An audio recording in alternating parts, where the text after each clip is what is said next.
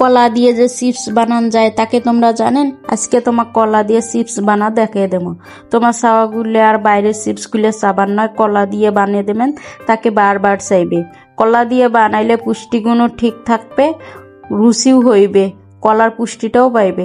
প্রথমে কলাগুলো চিনি নেবেন, তারপর ফালি ফালি করে কাটি নেবেন, তারপর ভাল করে ধুইয়ে ভাজি নেবেন। এর আগত মুই একখান কথা কম, সেইটা হচ্ছে মুই শোক দেশের ভাষা পাং এবং শোক দেশের রান্নাও পাং।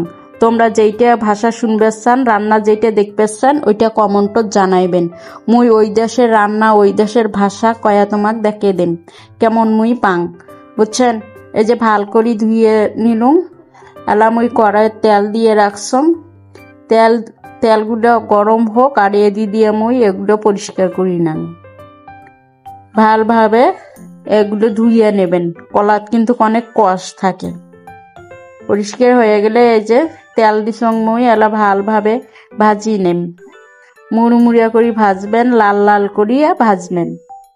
বাচ্চাগুলো আর ঘরে বাইরের চিপসগুলো খাবার চাবার নয়, এজন করি যদি বানিয়ে দেন, তোমার চাওয়াগুলো পুষ্টিহীনতা আর ভুগবেন নয়। তোমার চাওয়াগুলো পুষ্টিও ঠিক পাইবে, চিপসও আমারগুলোর খাওয়া হইবে। লাল লাল করে ভাজি নেবেন, দেখবেন নাকছেন কতটা সুন্দর দেখা যাবার নাকছে। মুই অল্প অল্প করে তেলত দিয়ে ভাজি নেছং। দুইটা যদি কলা চিলি নেন, অনেকগুলো চিপস হয়ে যায়। এলা ইয়ার ভিতরে তোমরা একনা লবণ দেবেন, মরিচের গুঁড়িয়ে দেবেন, আর একনা জিরের গুঁড়িয়ে দেবেন, দিয়ে ভালোভাবে মাখি নেবেন। মাখি নেওয়া হয়ে গেলে তোমার বাচ্চাগুলো দেবেন, খাইয়া দেখবে কি মজা লাগে।